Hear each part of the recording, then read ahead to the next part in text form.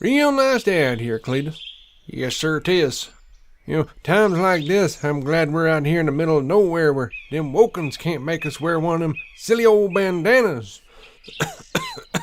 Yes, sir, I hear that. Damn fools look like they're going a train robbing. You going train robbing, Cletus? No, sir, I am not. Whole damn Coronis is a hoax anyway. Yeah, there said something about how Trump's doctor said it was the devil come. Gentile Jesus, that's something. All these people out here fornicating with old Scratch, you say. Something about it I didn't quite follow it. Bunch of mess. Well, hey, speaking of taking the ill, is you all right, Cleet? You're all sweaty. Keep coughing, I notice. Well, I ain't got no devils in trouble, and I ain't been drinking no damn Mexican beer. I know it. I only drink my homemade brew, Cletus Maynard's Mississippi Moonshine. It ain't nothing serious. Probably just my damn liver. Well, I know what'll make you feel better. Them boys at DC On Screen done recorded a new episode. You know they talking about Stargirl Season 1. You always did like them.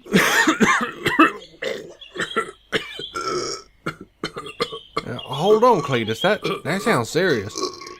Now, lucky for you, I know mouth-to-mouth resuscitation. We need you up and healthy. Get that vote in for Trump. Let me just make sure I turn this here DC On Screen on. He'll be sure to lift your spirits right after these messages.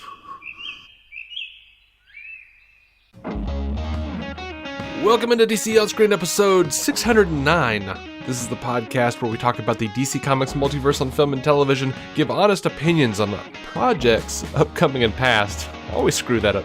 And believe that we believe that every version of a property is valid, even if we don't want it to be.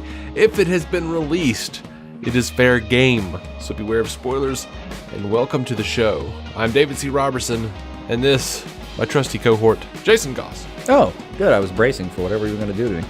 Oh, no. It's been a busy week, and I literally just copied and pasted this. My co-host, the man who abruptly steps away to clean a toilet. No, this was copied and pasted like 2 seconds before you called me. That's fair. So it still says this, a feisty cherub of a man, Jason Goss. So I couldn't use that because I used that a minute ago. But hey, man. Hey. One day I'm going to get like a dignified one where you're going to be like, my co-host, the man who once beat Solomon Grundy into submission. I'm never going to get that, Emma. I mean, if I follow it up with, in a hand job kind of way, like, no, you're not, no. Oh, well. Sometimes I say nice things. It's a trifling matter. I'll be all right. Sometimes I say nice things. It's never really mean things, though. No, not particularly. It's always just like, comedic, weird, out of the ordinary things. Now, what I love is when we're doing a news episode and it's something regarding like a current thing that aired, and I haven't gotten to watch it yet, so I have no fucking idea what you're talking about sometimes. Yeah, those are fun for me. Absolutely clueless. Well, before we get into this review of Stargirl Season 1, I do want to thank the patrons. And when we have a new news episode, which will be next week, because Fandom is Saturday. Yeah. And we've got a Discord that's set up now. People are already joining the Discord. And, they don't actually give you like a for real link that you can just like say. It's just all like random letters and shit. So if you want to email us at dconscreen@gmail.com, or you want to go over to our Twitter, DC On Screen, or our Facebook group, it's posted places, and I'm going to put it up. I'm going to put a link to it on the DC On Screen website, dconscreen.com. Hopefully by the time this is released, I'll have gotten to that. But I want to thank the patrons. You guys are awesome, and when we have that news episode, I'll give you guys a proper shout out. The latest couple of patrons who have joined the ranks. I don't do it here because, quite frankly, you guys deserve more, and our review episodes get 200 or 300. If you don't watch the show, listeners. You don't really Well, listen to the review generally. Yeah. We get lower listens on these, so If we had anything we would call like the main feed of our show would be the news episodes. So that's where it goes. Yeah. So thank you though to the patrons. $1 gets you the weekly show ad free. $5 gets you that plus Marvel reviews, How Now, Jason's pull list, warm ups, chasing squirrels, and I'm working on something. I'm working on a little something. I have an intro and an outro, brand new. Intro and outro for a compilation of every old Witter Woman segment we've had on this show. And I want to stress, I am not the old Witter Woman. Jason is not the old Witter Woman. I can't get my voice that high. I can, but it's still not me. I had to go through back channels. I had to find my way to the old Witter Woman and request an intro. And she not only gave me an intro, she gave me an outro. So I'm excited because I don't know why I meticulously kept those Witter Woman voicemails so intact. Like I knew exactly like which ones were which and where. I don't know either. And I promise you some people are straight up mad you did. I know. And Witter Woman is such a peach, man. She actually provided transcriptions. Yeah, that was pretty solid. So we actually have like transcripts and translations for what the old Witter Woman is saying. Nice. And it's really nice. So I don't know, man. That's going to be for the patrons. I feel like Eli Hernandez just went, screw this, I'm done with these guys. Yeah, we're going to lose 5 people off the top. Please don't go away. We're putting it on Patreon. Come on. Anyway, if you don't want to, or if you can't, help in the Patreon department, which is the best way to help, it helps us the most. Please consider throwing us a positive iTunes or Apple podcast review, whatever it is called these days. I don't know. I'm old. Just embrace it, Dave. Embrace it. Embrace the age. Anyway, let's get into the Stargirl review. I mince no words up front. I love this show. That was great. It was a great season. It was a fantastic season. It was a short season. It was incredibly focused. Every actor did a fantastic job. The only character I didn't like was Mike Dugan. And he was just kind of a little skis ball of a kid. But even by the end, I was like, all right. Yeah, he definitely earned his way. The people that I didn't like otherwise were people I feel like I was supposed to not like the villains. Yeah. Man, I dug it, though. Parents. Icicle's parents, yeah. I dug it, though, because I really liked how they handled the Young Justice Society coming into their own and coming together. And I really liked that they weren't really the Young Justice Society. They were Infinity Inc. If you know the comics, they were Infinity Inc. But I liked that. I was like, oh, that's neat. They got Yolanda. Oh, okay. They got Beth. Okay, cool. And I thought that it was brilliant the way they kind of like threw us under the bus a little bit with that trick there, because they totally built up. Like if you know the books, you know Henry King is Brainwave Jr. We know that he's part of Infinity Inc. He's a good guy, and then for them to kill him, dead, was such a blow. And just for a second, when Brainwave was pretending to be him, I was just like, oh crap, this show just wait. Oh, Yolanda just oh god, she just killed him. Oh, it was Brainwave. Oh, so yeah, I enjoyed it. I really liked that. I really liked the entire journey for Courtney. I liked that Starman was not her father. If they undo that, now that we see Joel McHale back at or that he's still alive, basically. I liked that her dad was just kind of a piece of shit, and it gave me so much joy to see Luke Wilson punch him. Yeah, that didn't hurt my feelings one bit. I don't know. I feel like I'm just kind of rattling. What you got, man? I mean, from the I mean, well, going from the start, which seems appropriate in a way, like the show came out swinging. It did. I mean, that first scene is just I don't remember how many names were dropped in the first scene, but it was just everywhere I turned, there was somebody like a new kind of big name, especially for early JSA kind of days. Yeah, it was a very inclusive scene. I guess I'll put it. They must have crammed like what 15 or 20 different high end properties just in there. Oh yeah, if not more. Well, it's the Justice Society. I wouldn't call any of them high end necessarily. But recognizable properties. I'll call it. Dude, I'm not, and that's not a dig at the Justice Society. I'm just saying they're not the Justice League. The Silver Age is what really took off as far as it wasn't a lot of those lower end characters. Not the most popular at the moment, but definitely for their time, super popular. But yeah, they brought in a lot of stuff, a lot of heavy hitters, for at least for the time period they were dealing with early on, and then dismantled it very quickly, which I was okay with. I kind of was. Well, it got you to a spot very quickly. Like you know what's going on. You know how powerful the ISA is. Mm-hmm. You know what you're dealing with, and you know who won when it came down to it. So I just like that we got to start off with something that grand, and then like you said, the team building coming up after that, like episode to episode, seeing the team have to be built piece by piece. The trust in the team or between the team members getting built piece by piece as well. It was a nice slow build. And I like that they keep the like old timey aesthetic just because of who Pat Dugan is, not because it's actually set in the past. Yeah. That was neat. Like, I really appreciated that. It's clearly, the show's happening in 2019 maybe. Anyway.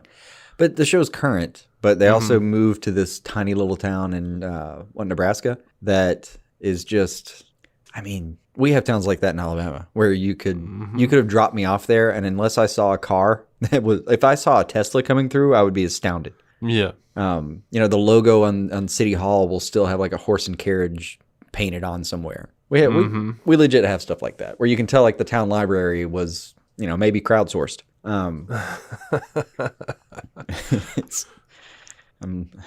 looking at you, Springle. I get that. I just know that personally, that you can, there's places like that where it seems like they're stuck in time, for better or worse. And it does create a certain aesthetic though. It really does. Where like when he's sitting around fixing classic cars, honestly, if they'd put it in a normal situation, it would have been a little bit of a like, okay, come on. How do you set up a classic car service in just a random town and you're going to get away with, like, that's a niche. Some part of me was like, no, in this town, I bet they have classic cars. I bet there's a high percent of the population that has classic cars. Yeah. He's probably got decent business. You moved to that town because it looks like a town out of the 50s. Exactly. Yeah. It definitely had a feel to it that, I don't know, it fit in really well. Even we were in the wife and I, as I mentioned several times, this is one of the shows that short of the finales, which we couldn't coordinate together, so I watched them alone. We watched it together, and there were a couple times where we paused it to look at their kitchen equipment, because I would just pause it and was like, dude, look at that set design. That is robin's egg blue back there. Yeah. And then they'd have the I forget what the name is. That's the green equivalent of that. Like, it's not quite seafoam. It's not avocado or anything like that. Like, that was a little bit later. The 70s were avocado, like where you could find green toilets and shit like that. Yeah. But you know the color I'm talking about. It's like the green version of that. But yeah, like they had all of that in the kitchen. I think it is seafoam, but maybe. But yeah, it was all in that kitchen. It all looked fantastically retro. Kind of dug it. I had to admit, like I like that old style, like that old Rocket Man kind of style, the Rocketeer kind of style. Yeah, if you take out the racism, I love that era. Mm-hmm. Yeah, that would be a requisite. Yeah.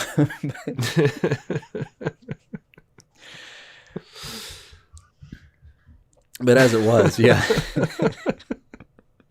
If I could just remove all the people. I feel like I need to make, like, because I'd love to live in that era, except for the lynching. Don't do that. Yeah. But I love that aesthetic. I don't want any signs that say whites only to still remain. Right. That'll have to go. Right. Oh, speaking of, can I get right to one of my favorite moments? Because why the hell not? Absolutely. Yeah, it says your show as well as mine. Whatever I don't care. With permission, I'll go ahead and mention it. You can talk about grilled cheese for all I care. Yeah, dude. I laughed. I laughed a little bit when they finally get to the manifesto. I enjoyed this bit. They get to the manifesto. That was fantastic. They're like, are you sure we're the good guys? Environmental protections, universal health care, eliminate racism. Like, I enjoyed that. You have to get to the footnotes, the fine print, where they're like, well, about a quarter of the people that we try to do won't make it, but it's okay. Oh, there it is. There it is. There it is. Okay.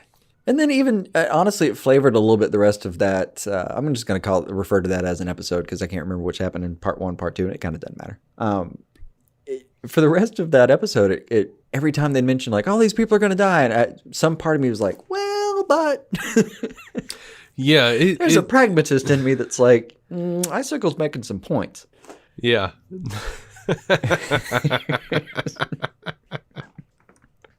I mean...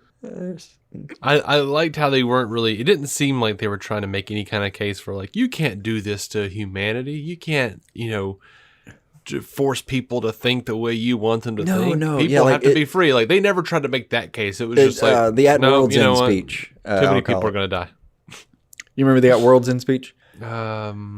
Yes. Yeah. I mean, it's basically like, well, we're literally just here to make your planet better and more peaceful. Well, fuck you. Like, that's it.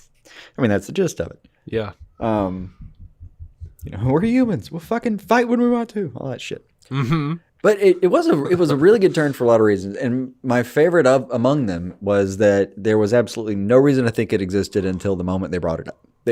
I don't remember a drop of foreshadowing that they weren't absolutely evil. Like everything in the show pointed toward, yes, they want all this power, and they want it solely for the sake of power. Like, at no point did they mention, oh, yeah, by the way, we're actually going to try to improve things. Well, I mean, we kind of have had vague mentions of it where they're like, oh, man, we're going to do, like, the world is going to be a better place. Oh, it's going to be so wonderful after we take over everything. It's like going to be my vision for the world. They do, but in the normal parlance, when a bad guy's talking about that, you know damn well they're just talking about like an authoritarian kind of. They're not trying to actually make it better. They're just going to make it better under their rule. That's it. Well, but I feel like Icicle was one of those guys. Like he genuinely felt like, no, I'm the good guy here. Like you can't make an omelet without breaking a few eggs. There's that 25% of the population that's going to die. Like, yeah. Well, I mean, that's what I'm saying. Like even when he's given his speech, when he's ready to throw her over the top of the tower there, like I said, it was the rest of the episode. I kind of thought, I know the 25 million's bad, but I kind of agree with him. But can we talk about this? Like, which 25 million? Like, yeah, a little bit. Only the most willful of them, apparently. Yeah. But that was the other thing. It was like, part of me wanted to be like, okay, if this was me in the show, I'm Stargirl. I hear that this is the manifesto. Mm-hmm. Part of me would want to be like, there's a part of me that would just want to be like, okay, hold on. I just thought they were actually evil. They're just deeply misguided. Like, I would almost want to go find Icicle immediately and be like, we just need to talk. You have great plans. We just need to get some people involved. You can't kill 25 million people to do it. I'm sorry. I'm pretty sure some of them are just really evil. Like the guy with the fat Southern guy. God, I can't remember his name. Yeah, the gambler. I'm pretty sure he's just like, that all sounds good to me. People gonna die, right? Mm-hmm. Okay. It just sounded like they gave him enough money where he's like, yeah, okay, sure. We'll do the rest of that too. How much money do I get? Okay. Well, and then, Ocean Master and is it Tigers? Yeah, I think so. I was blanking on that for a second. God. I feel like I should look up which version she actually was. I may just go ahead and write down that time, and I'll just say that again. We should probably have known that. Oh, yeah. Definitely. We're going to call that a cut. Yeah, she was Tigress. Tigers, okay. In the case of like Ocean Master and Tigress, as Ocean Master or Sports Master? Sports Master and Tigress. Orm is busy elsewhere. Yeah. So in the case of Sportsmaster and Tigers, yeah, the absolute sadists. They were jackals the entire time. You know, I loved them. they were compelling to watch. Yeah. But and hey, who doesn't like seeing that little trick where you toss the bat behind your back? You know, that's always cool. Mm-hmm. But yeah, sadist. Yeah, they're actually evil. They're just genuinely bad people. Am I crazy, or did they have a daughter named Artemis? Pretty Show. sure. Yeah. I don't remember how much I saw her, but I remember the name being dropped. Yeah, that I was pretty sure that name got dropped, and I was excited. I mean, I know their parents. That's why they kill the fiddler lady, Bowen. I can't remember her first name. Yeah, yeah. But and I just loved how quick that went down, because she was at like, oh, I'm gonna take you pieces of shit down. You did this and that. Bam. I'm gonna take you down a neck, down a peg. How dare you sadist black dead. Yeah.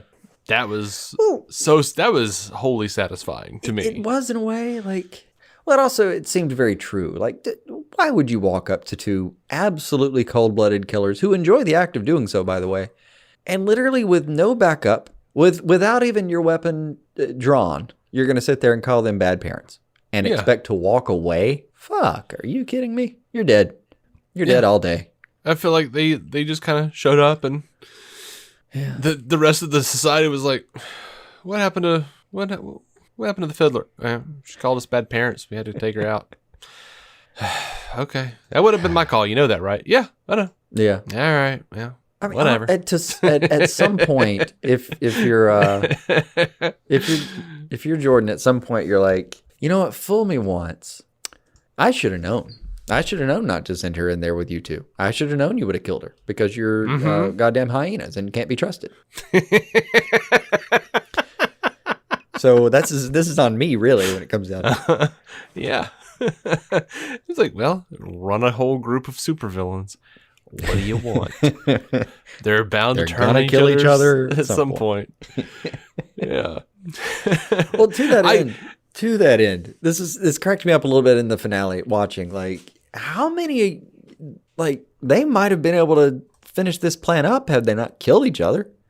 But they were down in ranks. They were. They were down a magician.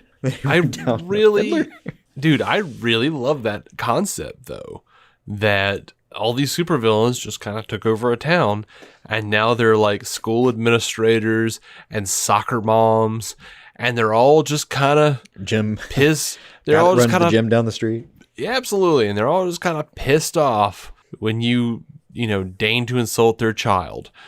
I dig it. Yeah. I like it. I've seen suburban parents. They're awful. Oh yeah.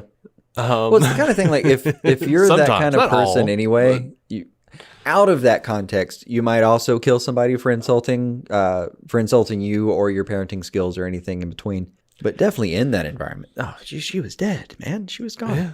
I mean, I've seen they might parents have never run out taken down onto the new JSA had they not killed each other before. I mean, I don't know what Gambler was going to do about it. Run away. He was going to sit around eating fried Twinkies and accruing wealth. That's what he was going to do. Yeah, probably. I could see him. There's a line I heard somewhere in D&D is for Nerds that always cracked me up. But this guy who's kind of like him, just very, it's a D&D role-playing game, obviously. So it's this character who's just shady as hell. Like, he's got to deal with every faction in town. He owes twice what he'd ever earned in a lifetime to everybody. It's just one of those guys. But he just always just manages to squeak out of it. And, frankly, most of the time it's just he gets really good dice rolls and manages like the whole time the dungeon master's just like, how are you fucking doing this? He's like, I don't know. Roll a 20. What do you want? I seduced the entire crowd at once. What do you want from me? Anyway, so there's like an end scene where everything works out finally. He manages to get himself out of trouble, and he manages to zero his debt. No one's trying to kill him for once. Mm-hmm. And then there's like a crowd gathers, and it just the character playing him is just like, well, so what do you want to do? And he's like, crowd's getting a bit antsy. I think I'm going to shuffle off. I was like, that's the Gambler right there. There's a moment where the Gambler's like, crowd's getting a bit antsy. I think I'm going to head out of here. But he does it in the Kentucky Fried Chicken accent. That guy made my skin crawl every time I saw him. You should. Like, yeah. He should. Like, that dude has great. child porn on his computer. Oh. You don't get that. You don't get that vibe. You don't get that vibe off him. I got the vibe. I just didn't want to say it out loud. He's definitely got it. I think so. I'm glad they went ahead and let Barbara in on the situation. Yeah, that would have been. I mean, we watch so many shows like this that at some point I just run out of patience for the keeping people out of the loop storyline, even though I know it has to be there to some extent. But I'm there are moments where I'm just out of runway for that. You know what I mean? Yep. So I get it. But yeah, I thought they did it pretty swiftly, all things considered. And she turned it around pretty quick. What was that? Within like the course of 2 episodes, she was on board? Yeah. That's not too bad. Speaking of Swift, Dick Swift, man, Richard Swift, that like they get shade. Stinger number one. That reveal that he was in that painting the whole time. Oh, I've seen him in the painting.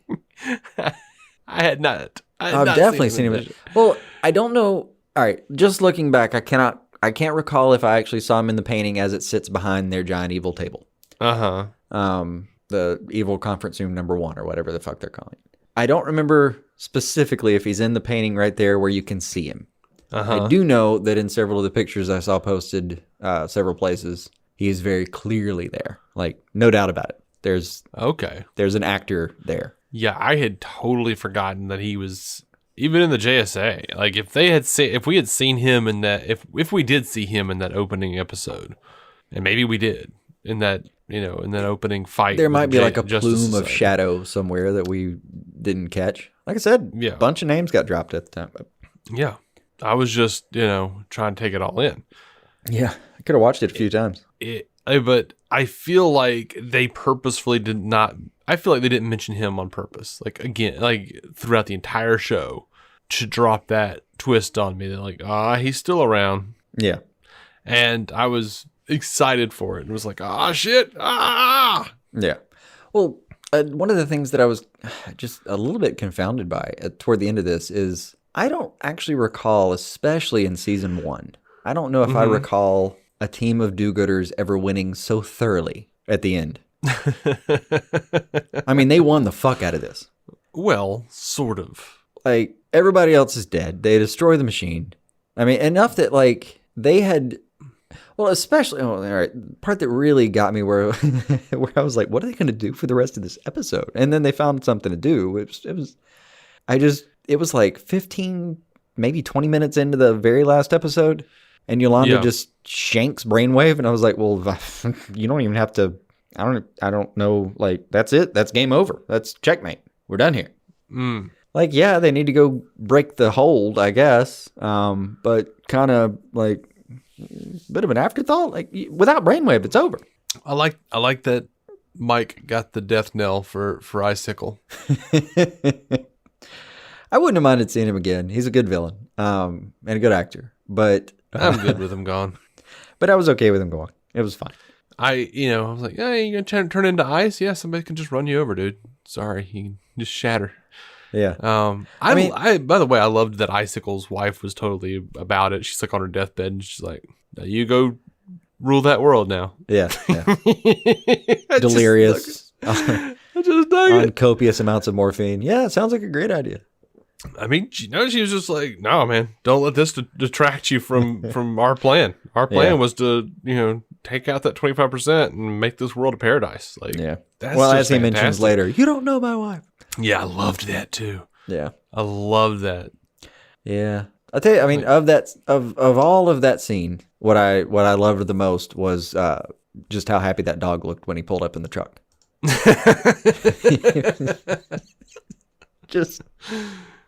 He just mowed somebody in the street down, and the dog. Yeah. What's up, guys? Hey, that's my family over there. Yeah.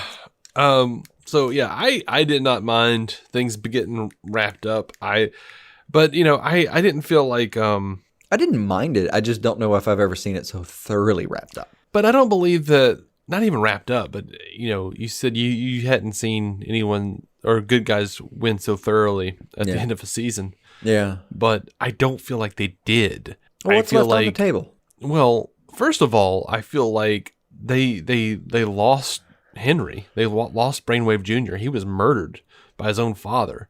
That's a tremendous loss. It is, kind of. That is a tremendous loss for the good guys. It is, but it's also like in terms of screen time. I mean, he was there. He was a loss, and he's gone. But it's not. I mean, the only one who had a truly like any kind of real connection was Yolanda, and they had a storied history, to put it very mildly. By the way, fuck her family. Also, just a quick side note. But to be fair, Courtney had developed something of a relationship with him when she thought that they had a rapport cousins. for sure. Yeah. Well, there was that. Yeah, I forgot about that. But more importantly, they had a hug. That was great. That's true. They had a hug, but more importantly, the audience, we had a relationship with him because he loved his dad no matter what. Even after he found out his dad was a piece of shit, then he was like, "I'm going to try this out, trying to point out that there is good in people." Yeah, absolutely.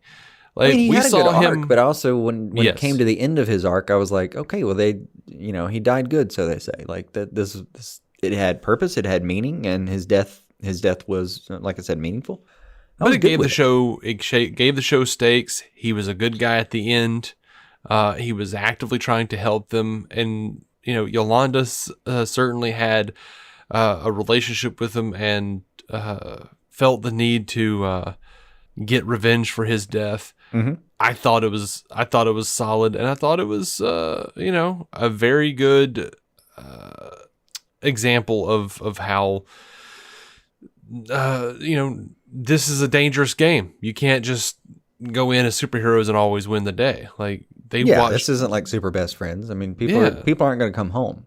Yeah, I get that, and it was really useful for that. But also, it didn't leave anything unraveled for me by the end of the season. I felt like it was perfectly used, and I was good with that story where it left it. Especially at the end when the big reveal of Brainwave is, he says, "Your friends" instead of "our friends." Really drove the point home there. Yeah, and man, she just cut a motherfucker. I know, and that's another thing. That's gonna be an issue for Yolanda moving forward. I don't dismiss that. Like, she murdered 10 minutes somebody. before she literally says that God's the one who decides that murder's bad. Yeah, until she ripped out somebody's jugular. I mean, just it's brutal. Yeah. Brutal. So enough where I was like, "There's got to be another trick coming, right?" Like, she just killed him that fast. Jesus. So that is not a win for her. That is going to have consequences. Yeah, that's true. Beth lost Chuck. I feel like they insisted that they're going to fix that, and I believe them. So that is definitely something to deal with, but I'm not particularly worried about Chuck. Although I get why she was torn up about it. Like, Chuck's last words are like, "Please, Beth, help me." And then he had that harrowing scream. Yeah, like and this is right after they declared each other best pals. Which is a bit silly until one of them dies 10 minutes later.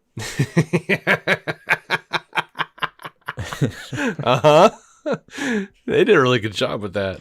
They did. And not that it can't be, reconstructed, but Stripe took a major hit, took a good beating. Yeah.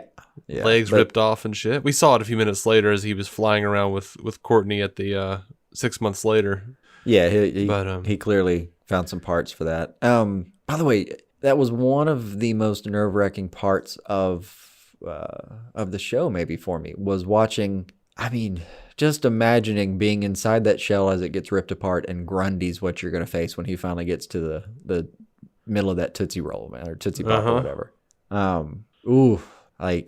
And they did such a good job because you're just like, oh, they saved Grundy for last. Grundy's a badass. He's ripping Stripe apart, and oh my gosh, he's about to kill Pat. And I wondered if they really would for a second. And then that you have, what was it, Rick? Our man just started beating the shit out of him, and then you feel bad for Grundy because he's like, no. Yeah. She's like, oh, I forgot Grundy. It was a good so, he went from total Hulk mode to the Grundy that Batman gives a turkey dinner to in Long Halloween. Yes. Leaves in one of his haunts.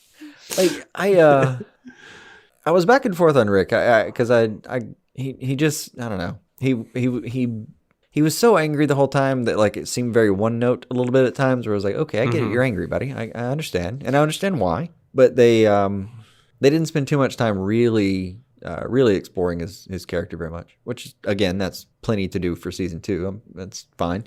Yeah. Because I say that, but I wouldn't have had it any other way. Because one of the things that I really appreciated about the show was like what you said up front. It had focus. It didn't try to do everything all at once. It had a plan. It had a story. It brought its people on. We can deal with their backstory later.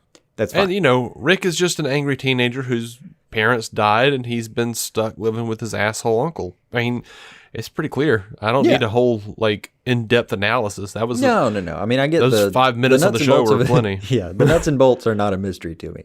But, what he could do, what other, not powers or anything. I mean, just, what other aspects of his personality remain unexplored. There's plenty more, I'm sure. He finally won me over, though, at the end, though. I mean, I don't know. I finally felt like I saw some depth out of him that I hadn't seen yet in the season. When he finally does, he beats him into submission. Even Grundy's, I can't go any further. Yeah. And he's just fight back, the whole thing. I really enjoyed that scene. Yeah. I was rooting for him more then than I had the rest of the season. That was solid. You know who I'm not looking forward to? Oh, by the way, one quick thing. The only thing that I regretted about that is that I kind of have always wanted to see what would actually happen if you literally did pulverize Grundy's head. Mm-hmm. I don't know, but I guess we'll never know now. All right, what you got? I am not looking forward to more of Tuba Turd. Oh, yeah. He was a weird character, and I would be perfectly happy if we just never saw him again. Yeah, I would be okay with that. He wasn't even he was painful. It was. It's always weird for me. It's hard to explain because in this situation he's being bullied, and I'm going to root for him. Sure, but there's a part of me that's like, you sniveling little. Come on, man. I don't know how to. I don't even know how to describe that or make that right for me personally. I don't know how to explain it. But yeah, there's some part of me that just did not like him to begin with. Yeah, and just the phrase "tuba turd" annoyed the shit out of me. Why Come would it on, annoy you can't write something better as an insult than that. Fuck that.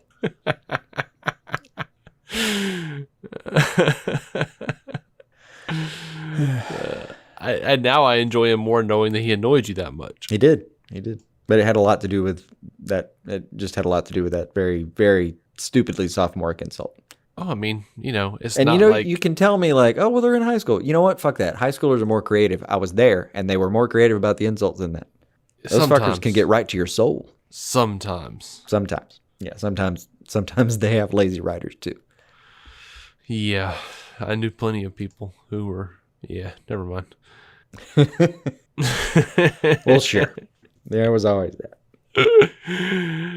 Oh, and I know this is a very simple thing, but it did annoy me. His uniform was ripped when he was talking to his mother, and then the next day when he's beating the guy with the tuba, his uniform was fine. Well, I'm sure his mother put the fear of God into some people to fix that. Maybe, but in my experience in high school, you had one of those things. It smelled terrible, and you had to wash it over and over again. That's what I remember from high school. I mean, sure, but this is a town run by supervillains. She's one of them. Yeah, that's true. I'm sure she had the cleaners on notice. Get that shit fixed. Yeah. Or it's your ass. I will play at you really fast. Trust me, it's more threatening than it sounds.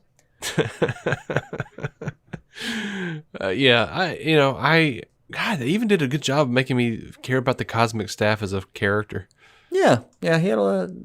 She, whatever. Had a lot of personality. It did. This is just all around a really good season, and All right, so you didn't like Mike altogether that much, but did you feel for him when he grabs the staff and it does nothing? My heart broke a little bit for him. It didn't for me. I was just like, yes, right. You're not special, jackass. Deal with it. Stop being a 25-year-old, 8-year-old. You weird child. I get that, but also, I mean, realistically, you grow up fast in broken homes, so I'm not. I can deal with that. Yeah, he's just a bit of a creep. But it did remind me, is there not most people remember a time where they're like, man, I just wish I was special like that. Most kids go through a little phase where they're like, if I just had any kind of superpower, I don't care. This be most amazing. Kids, I say that every day. Yes, that's true. But it felt particularly poignant to know because he's sitting there. he's sitting there kind of having to try to justify it to himself, like, well, maybe it could have been me if blah blah blah. And it was like, this is pathetic in a way that like I identify with way too much. This hurts me personally. Yeah, no, I was good. I was like, yeah, that's right. I felt personally attacked. The cosmic staff doesn't like you. I was a little bit like, oh, come on, staff, you could have like blinked at him or something. Just give the kid some hope. Nothing. Oh. Yeah. Did you pop his balloon next, you fucking rod?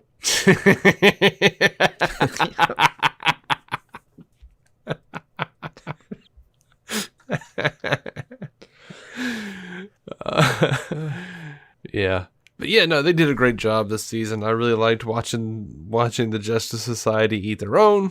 I really liked seeing, Courtney and Eat Pat. their own is a good way to phrase it. Yeah. Yeah, I like to see Courtney and Pat. Like, I really enjoyed her, like, just being so insistent that Starman was her dad. I knew that there was no way they were gonna let that ride for the whole season. Yeah. But I was also, and I really hope they don't kind of go back on that now, because I really like the idea that, like, no, it's not about lineage. It's about, characters, about who you are. Yeah. I mean, they could go back. I mean, there's no reason. Could. I don't remember them saying anything so definitive that they couldn't just say later that guy thought he was the dad and was shitty at being a dad, even though he wasn't actually the dad. Yeah. Like, even if that guy thought he was the dad and acted that way, yeah, he still needs punched. Or, alternative, he could just, maybe he knows he's not, and he's still shitty at that. I mean, either way, the guy's getting punched. Yeah. But you could work it in. Speaking of, though, since we brought up Joel McHale's triumphant return, it's something, because I love that guy so much, it's something I tried not to be actively disappointed at, that they didn't have more of him in the season. It's just not fair to hold the lack of Jeff Winger, hold that show accountable for it. Right. But, now that he's back, what do you think? Like, is it really him? Because that was a while back, and he still looks pretty good. Yeah, he do. Like, what are we dealing with here? I don't know, man. I don't know. Like, they could do. There were things in the comics they tried to manipulate where they said, like, oh well, this is the reason they were exposed to blah blah, and now the JSA not having aged very much in several decades was a thing in the comics. Well, that was a thing in the comics though for a while. Well, sure, but they aged him in the show. I mean, sure, they could have been more substantial about it, but I don't think that was where they were going to spend all their money. But they didn't really age Pat that much either. No, not really. But it's kind of like that. It didn't strike me as that weird. Like, there's a period between, if you're kind of remaining relatively healthy, which clearly a lot of them did, there's a period in your 30s and 40s where you just look the same for 20 years. Right. Of course, they could always, like, Courtney could always be like, you haven't really aged that much. And he's just like, yeah, well, we know this guy named Niles called her. Makes great flapjacks. It made me say, wow. Yeah. Yeah. Yeah, there's all kinds of in-universe explanations that are possible. But for purposes of this show, they are clearly a little bit younger in the early, like the first episode. Yeah. So yeah, man. The big reveal of Eclipso at the end. Oh yeah, I forgot about that one for a sec. Yeah. On what is already a pretty deadly little girl. Yeah. The pre-Spectre Wrath of God. Yeah. Angel of Vengeance. Trapped in the heart of darkness. Literally filed away in a dusty room. I don't know what to do with that exactly. Where did she get that from? I didn't catch it. Did you? I mean, it was just like it was in like I thought it was in the JSA building. I mean, the JSA, the ISA building. Yeah, I mean, I guess so, but it looked like an old records room. Like, it looked like they'd have, old photographs next to it or some shit. Yeah, I mean, was it just like, some sort of filing room, some sort of like trophy room? Like, she skimmed past, receipts from Home Depot where they did a renovation on the layer at some point. I was like, oh yeah, Eclipso, right there. We need to hide this black diamond. Yeah. Make sure this crazy bastard from Gem World doesn't get out. Yeah. It's kind of like Well, it's good logic. Like, where would you hide the most important thing? Well, do you put it in a pedestal in the middle and attract all the magpies and Catwomans? No. Let's hide it in the most mundane place we can think of. Catwomen. Whatever. You don't want to like. You can attract attention. That's pretty standard. Oh, That is pretty standard. I can't just let you go Catwomans. What the hell, man? I meant I let singular Catwoman. I let a lot of shit slide on this show. Catwomans? Oh. One day I'll understand why my brain polarized it that way instead of the other, but whatever. Probably an autopsy. Probably at the time of autopsy, we'll understand that. Look, I know that Or diagnosis. There's a possibility. I know that I'm stretching, but there was a bit where Eclipso was like sent back to Gym World by John Constantine. I would just love to see Matt Ryan. Oh yeah. I know this is what you Earth got there 2. left? I know this is Earth 2, so it might be a completely different Constantine, or it would be a completely different. I don't care. I just want to see him. Yeah.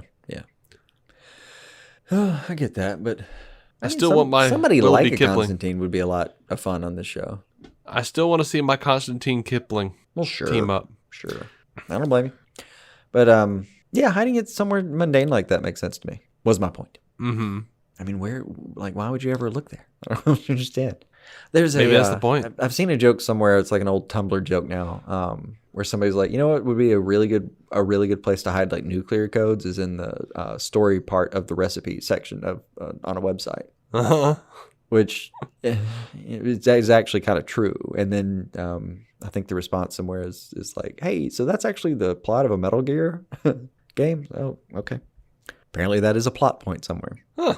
But it makes sense. I've never read one of those in my life. Yeah, me either. I was happy when, at some point those websites installed the jump to recipe button. Yeah. I'm like, can you just show me how much damn butter I have to buy? Yeah. Oh, and then still you do jump to recipe and it scrolls immediately to the top part of that. And the top part is like list of possible substitute ingredients for every possible food allergen that could possibly come up with their recipe. Just give me the normal one. I will adjust afterward. I just want to make a fucking waffle. Yeah, all right, here's the normal one. Nope, can't have that. Nope, can't have that. Nope, can't have that. Nope, can't have that. Damn diabetes. No one in my house has a gluten problem. Just show me how to make a waffle. I want to make a waffle, but with no carbs. What you do is you say the word waffle and go, that's all you got.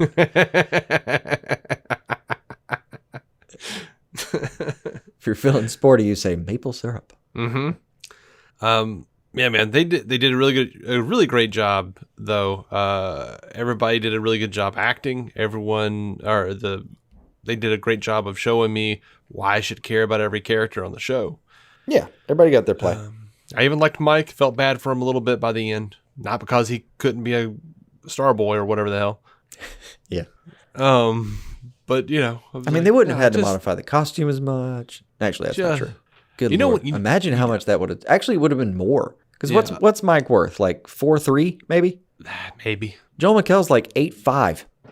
I mean, you'd have to, he's a giant man. Let me tell you the moment that Mike, I turned on Mike and I was like, you know what? Turned for the worst or the best? For the best. Okay. He started out bad. Okay. The minute he put that drill into frickin' Sportsmaster, right? I was like, oh, shit. All right, you're a little badass. And it went from him being at his worst to him being at his best, like in a matter of minutes, because I was just like, will you just go look at his freaking robot and quit playing with that drill, you piece of shit, you petulant ass. And then like it just switched. It's like, oh, you're a badass. Yeah, you took down freaking Sportsmaster with a freaking drill in his back. Like, yeah, peg that kidney. Yeah. You know what's sad though? I because of my recent life experiences, things will occur to me. So I'm watching that scene the whole time I'm watching. I'm like, they just peeled the Black & Decker sign off that. That's just a Black & Decker drill. Like I own that drill. I noticed that too. I know exactly what that is. Uh-huh. I don't think anybody else makes that color drill. Not that I know of. No, I knew the drill. Yeah. Oh, man. Oh, what you got? You got anything else? Because I'm pretty done. If you haven't seen the show, I don't know why you I listened to need all to this. look it up. I'm kind of curious. Let me see. What was that song I was kind of bitching about?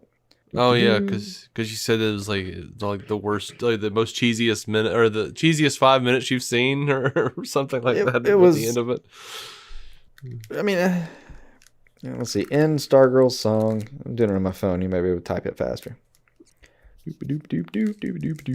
I mean, they played Hanson in the end credits. Oh, that was egregious. Why? That wasn't. Because that song helped Geoff Johns get through his sister's death. Oh, fuck. You had to give it a decent reason. God damn it. That's what he said. That's why it played in the first episode as well. I had that song in my head the rest of the night. I was not happy about it. Oh, tune find. Hey, that sounds promising. How does that? I'm not trying to look. The man grieved, and I'm not trying to judge it. I have to wonder, like, how does that help? I don't get it. Oh, there's MmmBop. Oh, Better Than Ezra. Yeah, it was. I was thinking it was an old song. Whew. So, not a fan of myself. Geoff Johns for MmmBop says, that song meant something to me when my sister passed away because it was such a bright, cheery song about how people are in your life and then they disappear. As quick as lightning, they're gone. I always was struck by that song because it's such a fun pop song and yet has a very emotional meaning to it. If you listen to the lyrics, that's why I chose that. People won't really know, but that's why. That's what he said. I mean, he may have looked into the meaning of that song more than any other human in the planet, including the Hansons. I don't know, man. I have a memory of that song myself, and for me personally, it was the first song that I ever gritted my teeth and pretended I liked to impress a girl. Well, that's just sad. Grow some balls, man. Well, it was early days. I was just trying to make it work. I guess it was Better Than Ezra. I don't really know the song. I don't know this song. I remember the song says literally, you have so many relationships in this life, only one or two will last. You go through all the pain and strife, then you turn your back and they're gone so fast. And they're gone so fast. So hold on the ones who really care. In the end, they'll be the only ones there. And when you get old and start losing your hair, can you tell me who will still care? Whew. Okay. Well, it's not actually terrible. And at the end, it says, plant a seed, plant a flower, plant a rose. You can plant any one of those. Keep planting to find out which one grows. I mean, that's like his whole career. Is it Is it terrible that I don't think those are terrible lyrics? I mean, it's all subjective, man. Yeah. Enjoy it if you want. I mean, it's fine. I think it's a little like, simplistic, imagine but it's writing also something that had some poignancy like that, and then deciding, what are we going to do for the chorus? I don't know. MmmBop. Badooba dop doo wop. Whatever it is. I don't know. Badooba dop bop boo. Oh God, there's this one section where it says, in a MmmBop, they're gone. In an MmmBop, they're not there. In a MmmBop, they're gone. Oh, God. Until you lose your hair. Like, oh my God. That's depressing. Oh. So they were trying to make MmmBop a measure of a time, like a unit of time measurement, I guess.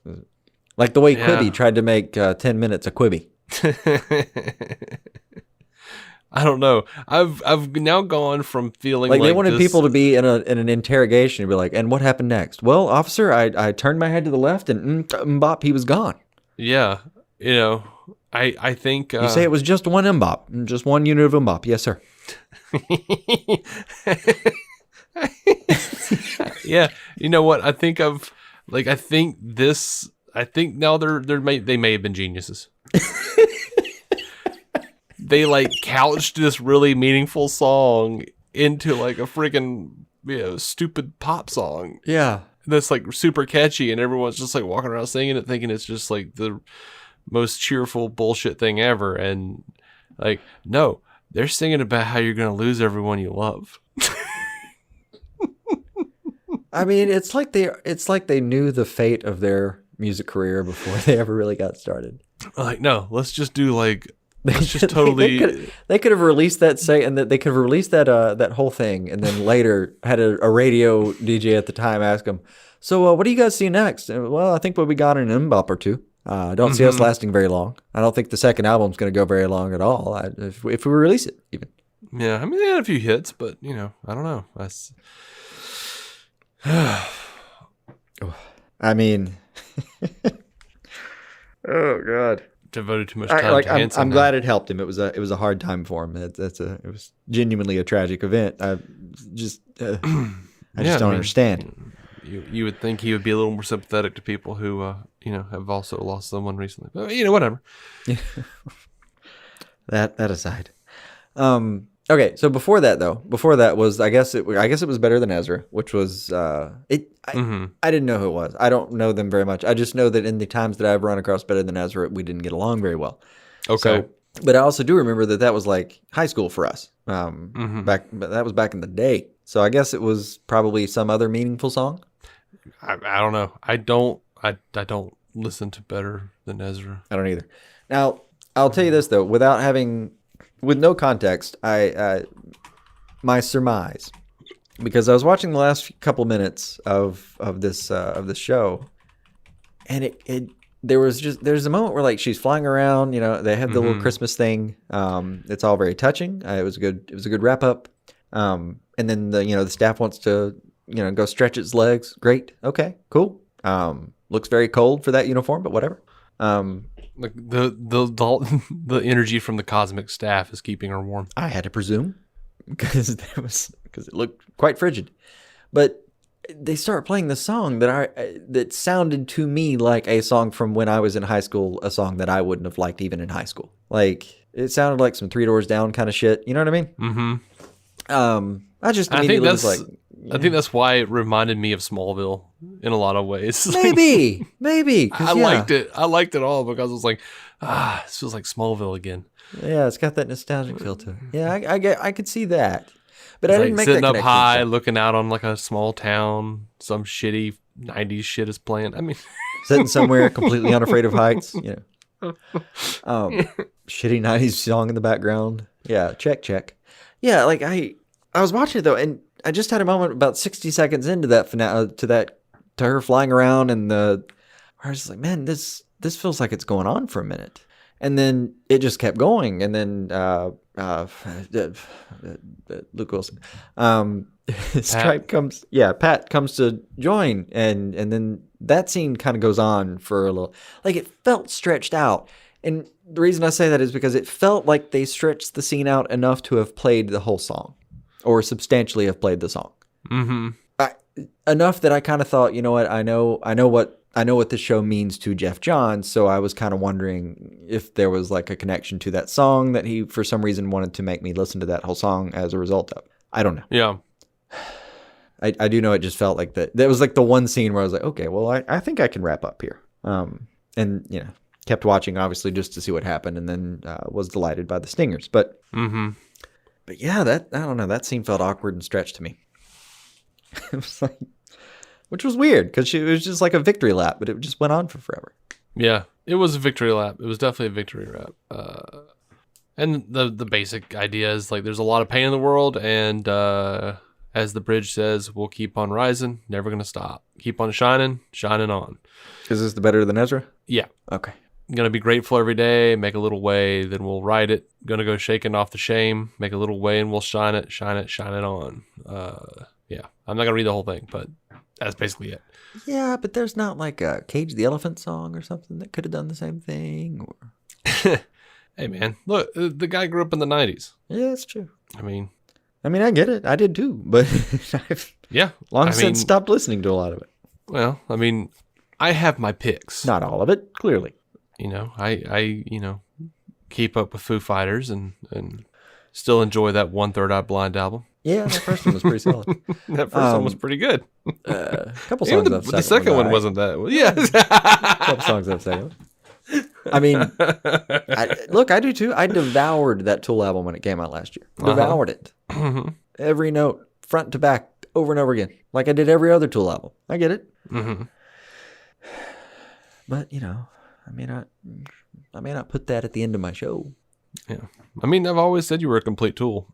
This fan. is true. I am also like I have often been accused of being a musical elitist, and it is absolutely accurate. I've come to terms with it. Yeah. I get very snotty about shit like that. You do. Yeah, hard. It's weird. Yeah, I know. I've learned to accept that. It is a flaw in my character over which I am virtually powerless.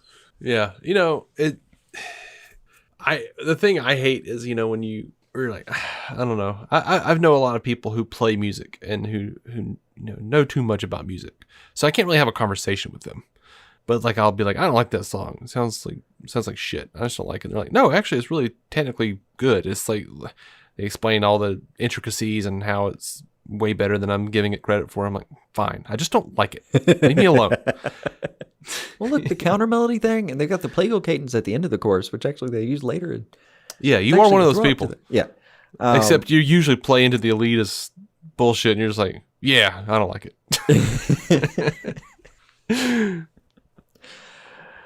Yeah. No, I appreciate being subversive a lot when it comes to that kind of thing. Like, you know, like when another little Beatles moment when they were, you know, when they were recording early on, and everyone said like, just some pop bullshit, or R&B back in the day when it was still called that, because it hadn't kind of become its own thing in certain ways. Mm-hmm. It's just bullshit, rock and roll, whatever. They got called whatever.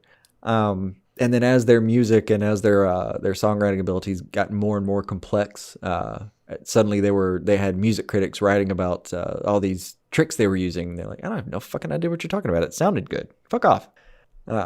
Like, it somewhat resented the critics later coming around to them. Like, you know what? You weren't there for us when we started. You can fuck off now. Yeah. I used to have a boss who was just like, the Beatles were just nothing but a 60s boy band. I was just like, you know what? We're not talking anymore. We cannot talk about music. You're not going to talk about music with me anymore? No. Nope. You've disqualified yourself. Nope. Oh.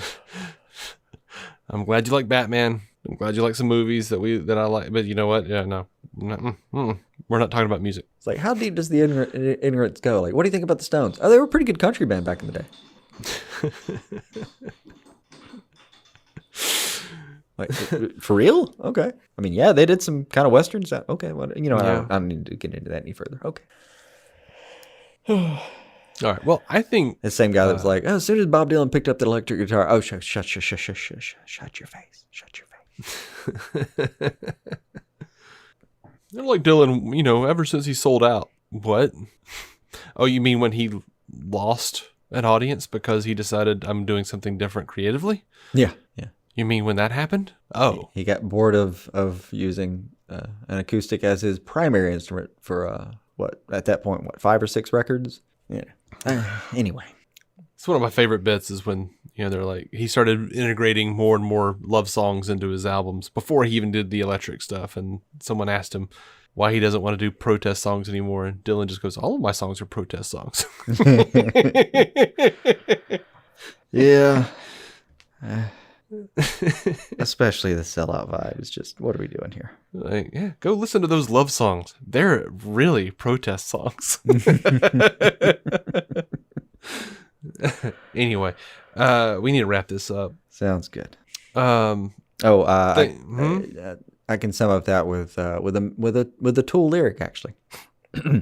I Get sold it out right long. now. Yeah, hold on. I sold out long before you'd ever known my name. I sold my soul to make a record, dipshit, and then you bought one. All right. And that'll do. Thank you so much for listening. I hope you enjoyed this installment of DC on Screen. You can find every episode at dconscreen.com. I say that, but some of the links don't work in the older episodes. I'm sorry. I'm working on that. Technical error recently brought to Dave's attention, and he's on it. Mm-hmm. I'm trying. Yeah. I can tell you That's it. very quickly the one thing I know I'm not looking forward to next season, just as a final. What's that? The ads on CW. Yeah, they're saying that like it's not going to change the show at all being on CW, but you know, we'll see. I mean, if the content remains the same, that's great. Yeah. And I don't necessarily have any reason to think that it couldn't stay the same. I don't think it's by any stretch doomed. I just know that I'm going to have to watch those commercials because that's how they roll. And I have not seen any hint of change from anybody at CW that they're going to change that anytime soon. So Right. That's what we're in for, guys. That's what we're doing. But I like the show, so I'll do it. Well, I'll do the same thing I always do. Mute it during the commercials and, Yep. I do want to remind everybody that I do the Star Trek Universe podcast. They're currently airing Star Trek Lower Decks weekly. We've still got something like 21 consecutive weeks of new Star Trek with Lower Decks, and then they're picking up Star Trek Discovery right after that, and then Nice. they start playing that weekly.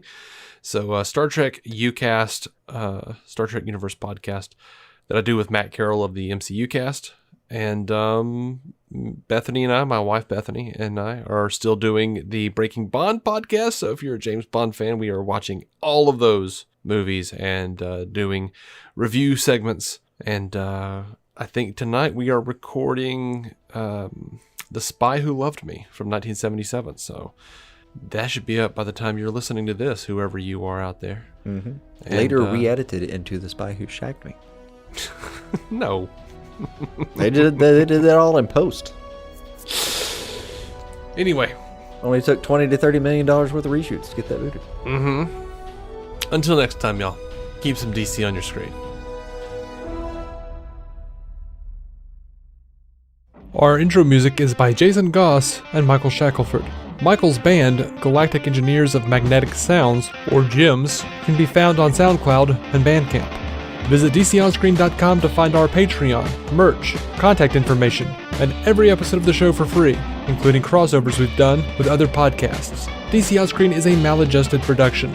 For more from me and Jason, including sketch comedy, vlogs, parodies, and our improvised web series Hey Guy, visit maladjusted.tv.